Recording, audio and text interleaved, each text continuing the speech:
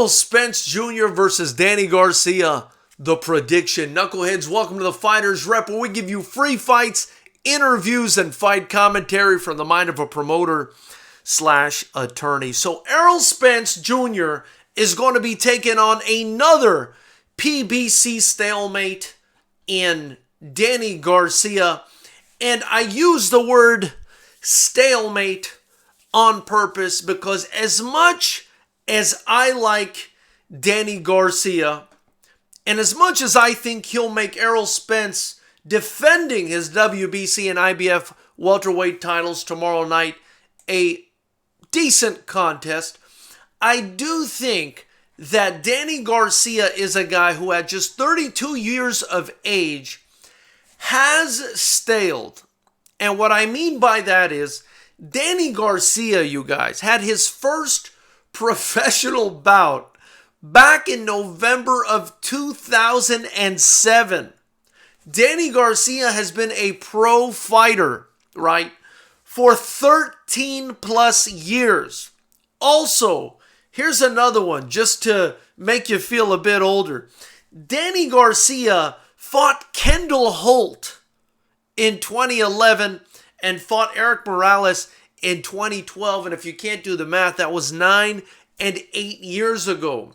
One more point I want to make with regards to him sort of staling or properly put, in the twilight of his career is the fact that I believe Danny Garcia hit his prime in the Lucas Matisse fight. That's just my opinion.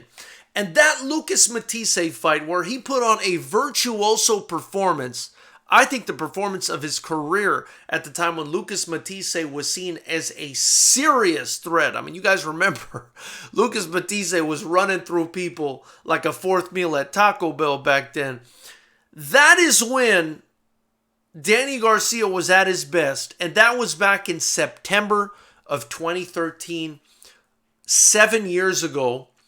If you'll remember, immediately after that, he took on Mauricio Herrera in Puerto Rico. It was supposed to be his homecoming in Puerto Rico, and he won a very controversial and contested majority decision against El Maestro Mauricio Herrera. So I say that, and I preface my prediction with that because I just don't think that Danny Garcia has enough youth in boxing left in order to overcome an obstacle the size and the strength and the speed and the youthfulness of an Errol Spence Jr. Although we will be able to use this fight to gauge where Errol Spence is subsequent to his horrific accident, because that could have really done a toll. I mean, that could have really taken a toll on Errol Spence Jr., right? He's saying he got knocked out during the accident, so perhaps he'll be more susceptible to the heavy shots that Danny Garcia has been known to throw. As far as boxing skills, though, I do think at this point, there isn't really a lot that Danny Garcia has to offer in order to beat a guy like Errol Spence. I do think he could keep it competitive. Danny Garcia, in his couple of losses, has been competitive.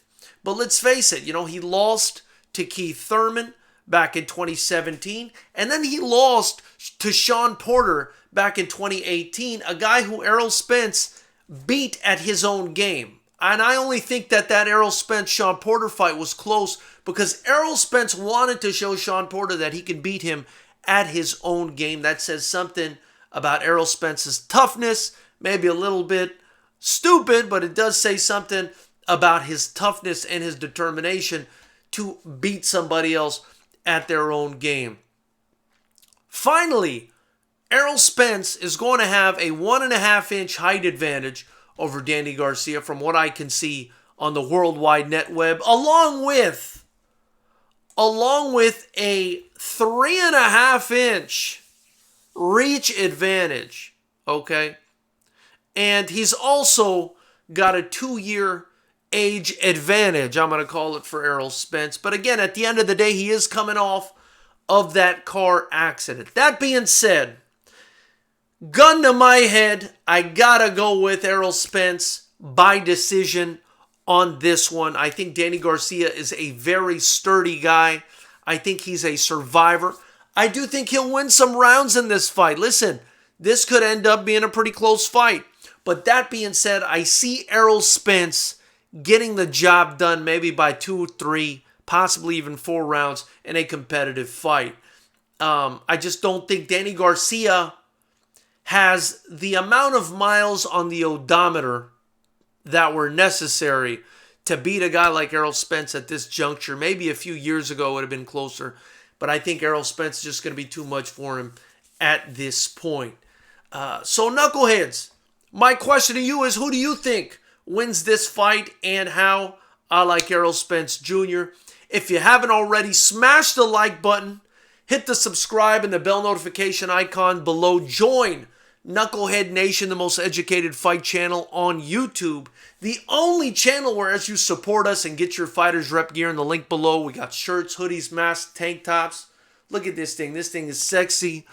The only channel where as you support, you not only help me build the channel of the most educated fight channel on YouTube, but you also help me build the only kickboxing promotion that matters, Knucklehead Nation, Fighters Rep Promotions. That's where it's at. We're looking forward to doing some fights in 2021 as soon as this lockdown is over out here in California.